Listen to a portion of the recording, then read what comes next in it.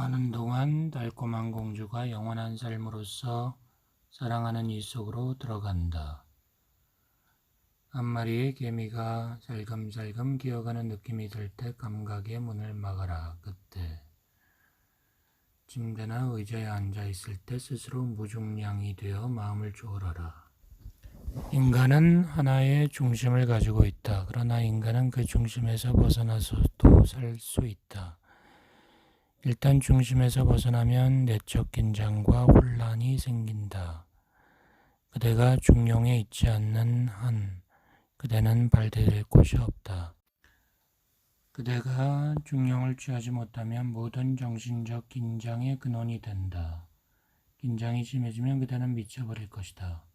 미친 사람이란 자신으로부터 벗어난 자를 의미한다. 깨달은 자는 미친 자의 정반대이다. 그는 자신 속의 중심에 자리하고 있다. 그대는 깨달은 자와 미친 자의 사이에 있다. 그대는 그대 자신으로부터 벗어나지도 않았고 그대의 중심 속에 있지도 않다. 틈바구니에서 움직인다. 그대는 때때로 아주 멀리까지 삐져나가서 그대가 일시적으로 미치는 순간까지 맞이하게 된다. 분노 속에서, 성 속에서 그대는 자신으로부터 빠져나간 어떤 것 속에서 일시적으로 미쳐버리는 것이다. 그때는 그대와 미친 사람 사이에 차이가 없다. 그대가 분노 속에 있을 때 바로 그것이 정신착란이다. 다만 그것은 일시적이다. 거기에 질적으로 아무 차이가 없으나 양적으로는 차이가 있다. 그러나 그 질은 똑같다. 우리는 이러한 광기와 축복 사이에서 움직이고 있다. 그러나 이 순간은 위험하다. 왜냐하면 그때 그대는 그대의 관념을 만들어낼 수 없기 때문이다. 그대는 그대가 누구인지 모른다. 그대가 광기로부터 중심을 향하여 움직인다면 그대는 그대 자신의 고정관념을 가질 수 없다. 우리는 이를 보고 정상인이라 말한다. 정상인은 결코 분노 속에서도 정신착란을 일으키지 않으며 또한 그는 결코 완전한 자유의 황홀경에 빠지지도 못한다. 그는 고정관념으로부터 움직일 수 없다. 정상인은 두 칼끝 사이에서 죽은 자이다. 따라서 위대한 예술가, 시인들이 드문 것은 바로 이 때문이다. 그들은 정상이 아닌 것이다.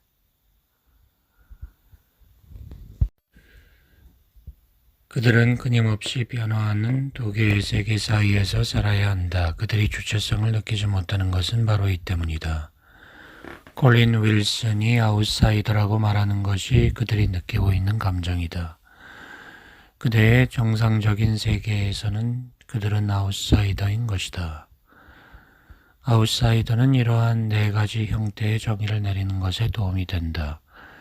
첫째, 신분에 고정되어 있는 정상인이다. 의사, 엔지니어, 성자들은 자신들이 누구인지 안다. 그리고 거기에서 움직이려 하지 않는다. 둘째, 유통하는 불안정한 관념을 가진 자이다. 시인, 예술가, 화가 등이 그렇다. 그들은 그들이 누구인지 모른다. 때때로 그들은 정상이나 때때로 그들은 황홀경에 이른다. 셋째, 영구히 미친 자들이다. 그들 자신으로부터 뛰쳐나간 자들이다. 넷째, 그들의 집에 도달한 자들이다. 부다, 예수, 크리슈나가 그러하다. 그대는 끊임없이 과거에서 미래만 먹고 산다. 그대는 계속 과거에서 어제만 먹고 있었다. 오늘 그대가 먹고 있는 동안 그대의 마음은 다른 곳으로 치달을 것이다. 부다는 바로 오늘 식사한다. 오늘을 산다. 그는 삶을 미래에 투영하지 않는다. 부다도 먹는다. 그러나 그는 먹는 것을 생각하지 않는다.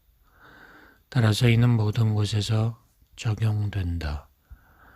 부다는 먹고 있는 동안 그대처럼 평범하다. 부다가 먹지 않는다거나 태양이 뜨거울 때 땀을 흘리지 않는다거나 라고 생각하지 말라. 그는 모든 것을 느끼나 그는 언제나 현재에서 느낀다. 그는 결코 미래에서 느끼지 않는다. 거기에는 추구해야 할 것이 없다. 그대는 A이다. 그러나 그대는 B가 되기를 원한다. 그대는 가난하다. 그러나 그대는 부자가 되기를 원한다. 그대가 무엇이라 할지라도 그대는 그것과 더불어 만족하지 않는다. 다른 것이 필요하다. 그대는 하나의 삶에서 또 다른 삶으로, 한 세상에서 다른 세상으로 옮겨가는 윤회 속에서 살고 있다. 가끔 그대가 휴식할 때 하나의 섬광이 그대의 중심에서 일어난다. 그대가 사랑할 때 수초 동안 그대는 그대의 사랑하는 이와 함께 있다. 그것은 열망이었고 바람이었다. 마침내 그대의 사랑하는 이가 그대와 함께하고 있다. 사랑하는 이가 거기에 있는 순간 거기에 욕망이 없다. 그대는 휴식한다. 그대는 자신에게로 던져졌다. 만약 연인이 그대를 그대 자신 속으로 던져놓을 수 없다면 그것은 사랑이 아니다. 그대가 사랑하는 이의 현존 속에서 그대 자신이 될 수 없다면 그것은 사랑이 아니다. 때때로 마음이 멈추는 그 사랑이 일어난다. 따라서 잠시 동안 거기에 마음이 없다. 사랑이란 무욕이다. 그러나 이것은 오직 수초 동안만 일어난다. 잠시 동안 모든 메커니즘이 정지한다. 사랑이 그토록 많은 것을 변형시키는 것은 이 때문이다. 만약 그대가 사랑하고 있다면 그대는 숨길 수 없다. 그대가 사랑 속에 있다면 사랑은 그것을 보일 것이다.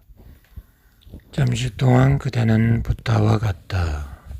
그러나 이는 오랫동안 지속될 수 없다. 그것은 하나의 충격이기 때문이다. 즉시 마음은 다시금 생각을 짜내기 위한 구실을 찾을 것이다. 마음은 그대가 목표에 도달했다고 생각하기 시작할지도 모른다. 그리하여 이제 마음은 무언가 하려고 한다. 그때에는 추측과 떠오른 생각의 합리화를 위한 논증이 시작된다. 오늘 나는 사랑하는 이에게 도달하였어. 그러나 내일도 오늘처럼 똑같을까? 마음은 계속해서 이를 꾸민다. 그리고 마음이 다시 이를 꾸미고 있는 순간 그대는 다시 추구하며 나아갈 것이다. 태양은 매일매일 새로이 떠오른다. 달도 새롭다. 나무도 꽃도 모든 것이 새롭다. 그대의 마음만이 낡아 있음을 기억하라. 왜냐하면 마음은 과거를 계획된 경험을 필요로 하기 때문이다. 마음은 과거를 필요로 하지만 삶은 현재를 필요로 한다. 삶은 축복에 차 있으나 마음은 그렇지 않다. 그대에게 마음이 들어오도록 허락할 때마다 불행이 시작된다. 이 자발적인 순간들은 다시금 반복되지 않을 것이다. 그러면 어찌하면 좋은가?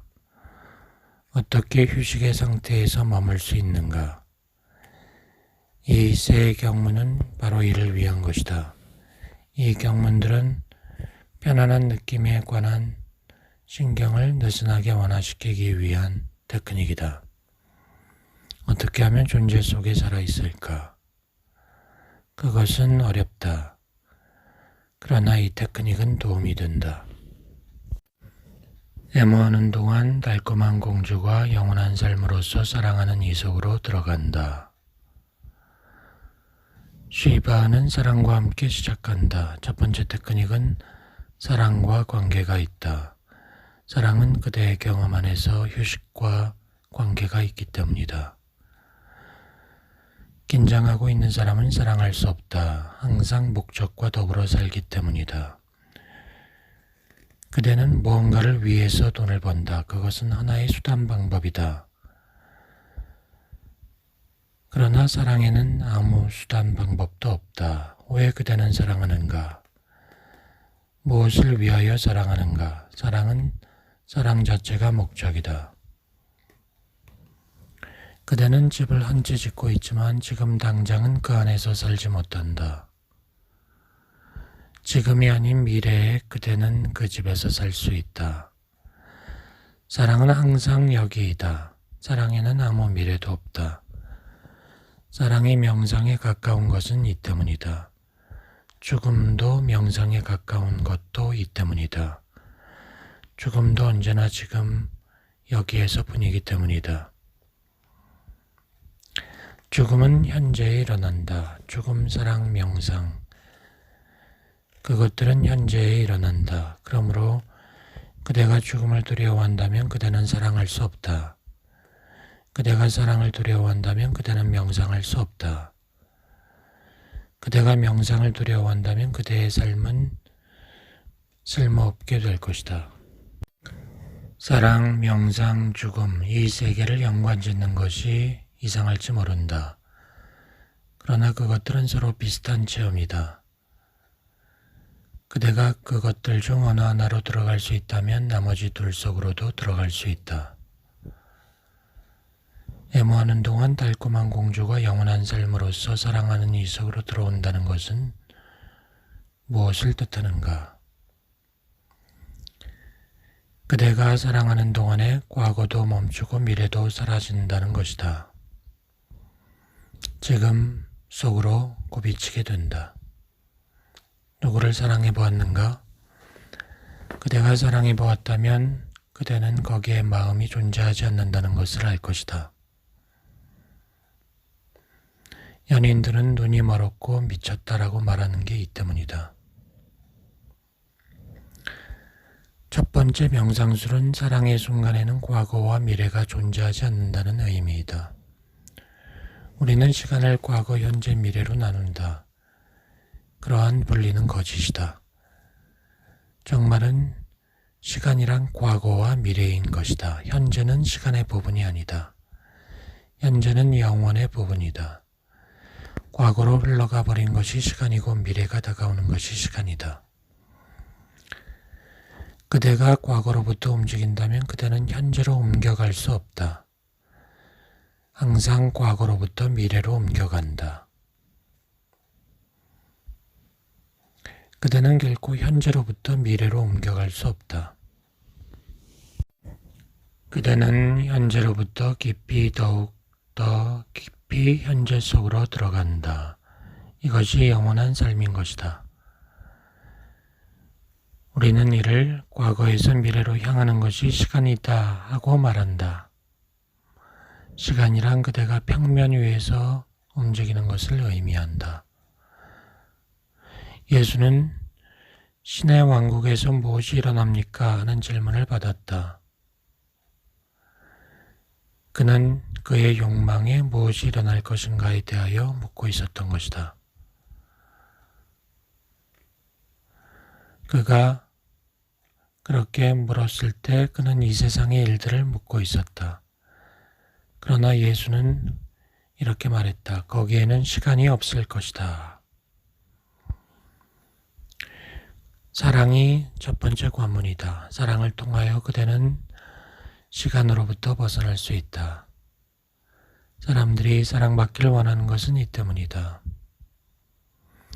우리는 어느 누구나 예수처럼 사랑할 수 있으리라 생각하고 있다. 그러나 실제로는 그렇지 않다. 사랑은 쉽지 않다. 그대가 좌절감에 빠지는 것은 이 때문이다. 사랑은 하나의 다른 차원이다. 그대가 시간 속에서 누군가를 사랑하려 한다면 그 노력은 실패로 돌아갈 것이다. 나는 기이한 이야기를 기억하고 있다. 미라는 크리슈나를 사랑하였다. 그녀는 어느 왕자의 아내였다. 따라서 그 왕자는 크리슈나를 시기하였다. 그러나 크리슈나는 아주 옛날 사람이었다. 현존하지 않았었다. 육체적인 몸이 아니었다. 그렇다면 미라는 어떻게 크리슈나와 함께 사랑할 수 있었나? 어느 날 왕자는 미라에게 당신은 당신의 사랑 크리슈나 이야기만 계속하고 있어. 미친 거 아니오? 도대체 크리슈나가 어디에 있단 말이오? 당신 누구를 사랑하고 있어? 내가 여기 있는데도 거들떠보지도 않고. 미라는 말했다. 크리슈나는 여기에 있어요. 당신이 여기에 없을 뿐이죠. 크리슈나는 영원해요. 그러나 당신은 그렇지 못해요. 그는 여기에 있어요. 그러나 당신은 여기에 있지 않을 거예요. 당신은 여기에 있지도 않았어요. 어느 날엔가 당신은 없을 거예요. 그런데도 제가 어찌 과거와 미래 사이에서 존재하지도 않는 당신을 존재한다고 믿을 수 있겠어요? 어떻게 두 개의 비존재 사이에 하나의 존재가 있을 수 있겠어요? 내가 앞을 바라보면 거기에는 벽이 하나도 없다. 사방을 둘러보면 하늘이 있을 뿐이다. 그대가 시간 속에서 볼 때 거기에는 벽이 있다. 시간을 초월하여 바라보면 무한한 하늘이 있다. 서로 등을 지고 있는 연인이 되지 마라. 사랑하라. 그리고 영원 속으로 들어가라. 그대가 누구인가 사랑하고 있을 때 사랑하는 자가 거기에 있는가? 만약 그대가 거기에 있다면 그렇다면 그대는 시간 속에 있는 것이다. 따라서 그대의 사랑은 거짓된 가짜다. 그대가 아직 거기에 있다면 그때 그대는 육체적으로는 그대의 사랑은 이에게 가까이 있을 수 있으나 영적으로는 멀리 있는 것이다. 사랑하고 있는 동안 그대가 있어서는 안 된다. 오직 사랑만이 있어야 한다. 시바는 깊은 애정이 되라고 말한다. 사랑이 되어 영원한 삶 속으로 들어가라. 사랑은 그대의 차원을 바꾸어 놓는다. 사랑은 그대가 이 세상으로부터 초월하는 자연스러운 문이다. 아내 데이비와 있는 시바를 보라. 그들은 하나이다. 고대의 힌두교는 대담했다. 시바 링가를 보고 있는 지금의 그대는 결코 그것이 남근이라는 것을 생각해낼 수 없다. 용은 그의 자서전에서 그의 회고록에서 하나의 아름다운 사건을 회상한다. 그는 인도에 가서 코나크 사원을 보고 싶어 하였다. 거기에는 많은 시바링가가 있었다. 그를 안내하고 데리고 다니던 힌두 학자는 시바링가를 빼놓고 모든 것을 설명했다. 그러나 시바링가가 너무 많아 회피하기는 어려웠다. 용은 물었다. 이것들은 무엇입니까? 힌두 학자는 용의 귀에다 대고 말했다. 이거는 묻지 마십시오. 나중에 말씀드리겠습니다. 용은 속으로 비웃었을 것이다. 시바의 사랑은 심오한 문이다. 그리고 그에게는 성이란 비난받을 만한 무엇이 아니다. 그에게 있어서 성은 씨앗이고 사랑은 그 씨앗의 개화이다. 성이 성으로 머물러서는 안 되는 것이 탄트라의 가르침이다. 성은 사랑으로 변형되어야 한다. 금세기 창조적 마음 중의 하나인 D.H. 로렌스는 알게 모르게 탄트라의 달인이었다. 그의 책들은 금서가 되었다. 단지 그가 성에너지가 유일무이한 에너지이다. 당신들이 그것을 비난하고 억압한다면 당신들은 우주를 거역하고 있는 것이다. 그리하여 결코 당신들은 이 에너지가 더 높은 고도로 꽃피울 수 있는 가능성을 모르게 될 것이다. 성을 억압하면 추하게 된다. 라고 말한 것만 가지고도 법정에서 문제들을 불러일으켰다. 성직자, 종교인들, 샹카라 등등 그들은 끊임없이 성을 비난한다. 그들은 그것이 추한 것이라고 말한다. 그러나 추한 것이 성이 아니다. 추한 것은 성을 추하게 몰아붙이는 성직자들이다. 그리고 그들이 한번 성을 추하게 만들면 그들이 옳은 것으로 증명된다. 성이란 순결한 에너지다. 성이란 그대 속의 삶의 흐름이고 그대 안에서 살아 움직이는 존재이다. 그것이 지고한 절정을 향하여 움직이도록 하라. 다시 말하면 성이 사랑이 되게 하라. 성과 사랑이 뭐가 다른가? 그대의 마음이 성적일 때 그대는 타인을 착취할 것이다. 타인은 도구가 된다. 성이 사랑이 될 때 타인은 악기가 아니다. 착취의 대상이 아닌 진실로 그대와 하나인 것이다. 두 번째 명상술. 한 마리의 개미가 살금살금 기어가는 느낌이 들 때 감각의 문을 막아라. 쉬바는 뭘 말하고 있는가? 그대가 발을 가시에 찔렸다고 하면 아플 것이다. 그대는 고통스러워한다. 개미가 다리를 기어가고 있다면 떨쳐버리고 싶을 것이다. 그대가 느끼는 것이 무엇이라도 감각의 모든 문을 막아라. 어찌하여야 하는가? 눈을 감아라. 그리고 볼 수 없다고 생각하라. 귀를 닫아라. 오감의 모든 것을 막아라. 잠시 동안 호흡을 멈추면 감각의 문이 닫힌다. 돌과 같이 되어 세상으로 향한 문을 닫아라. 그대가 문을 닫아버릴 때 참으로 또한 그대는 자신으로 향한 문도 닫힌다. 그대의 육체는 그대의 일부가 아니라 세상의 일부이기 때문이다. 그대가 완전히 세상과 차단되었을 때 또한 그대는 그대의 육체와도 차단된다. 그때 그 상황이 밀려올 것이다. 그러므로 육체와 더불어 시도해보라. 어느 순간에건 감각의 문을 닫아보라. 세 번째 명상술. 침대나 의자에 있을 때 스스로 무중량이 되어 마음을 초월하라. 그대는 그냥 몸의 무게가 사라진다는 느낌을 가지고 앉아있다. 거기에 중량이 없다. 그대는 어디에서나 몸무게를 느낄 것이다. 그러나 계속하여 몸무게가 없다는 느낌 속에 있으라. 그러면 몸무게를 잃게 된다. 무중량을 느낄 때 마음을 초월하게 된다.